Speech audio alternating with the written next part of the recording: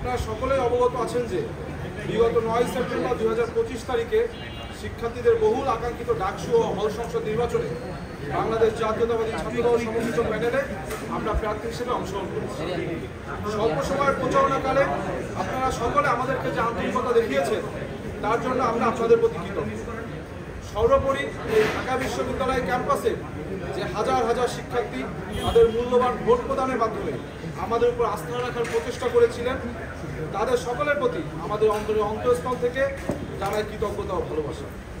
একই সাথে ঢাকা বিশ্ববিদ্যালয় তথা সারা বাংলাদেশে বাংলাদেশ জাতীয়তাবাদী ছাত্রদলের সকল স্তরের নেতাকর্মীগণ সহ বাংলাদেশি জাতীয়তাবাদী আদর্শে বিশ্বাসী প্রতিটি মানুষকে যারা আমাদেরকে নিঃশর্ত সমর্থন দিয়ে গেছেন এবং এখনও দিয়ে যাচ্ছে তাদের প্রতিও আমরা বিশেষভাবে কৃতজ্ঞতা জ্ঞাপন করছি।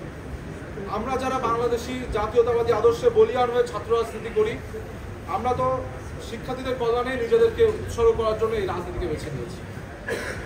অথচ বিগত জুলাই আগস্টের গণ অভ্যুত্থানের পর থেকে একটি বিশেষ মহল রাজনৈতিক ফায়দা হাসিলের উদ্দেশ্যে আমাদেরকে আপনাদের সামনে নানান নেতিবাচক উপায়ে উপস্থাপন করার অব্যাহত অপচেষ্টা চালিয়েছে। আমাদের স্বাভাবিক রাজনৈতিক প্রক্রিয়াতে এরকম নানান প্রতিবন্ধকতা তৈরি করে নির্বাচনী রাজনীতির মাঠকে অসম করে রাখা হলেও অভিভাবকতুল্য শিক্ষকদের বারংবার আশ্বাসে বিশ্বাস রেখে আমরা ডাকসু নির্বাচনের বিষয়ে সর্বোচ্চ আন্তরিকতা দেখিয়ে সার্বিক সহযোগিতা বজায় রেখেছি। তাফসিল ঘোষণার পরেও নানান অনিয়ম পরিলক্ষিত হয়, আমরা যথানিয়মে তাদের নিকট সকল অভিযোগ জানিয়ে সমাধান চেয়েছি, কিন্তু একটি অনিয়মেরও কোনো সমাধান না দিয়ে আমাদের শিক্ষকেরা সেই বিশ্বাসের মর্যাদা রাখতে পুরোপুরিভাবে ব্যর্থ হয়েছে।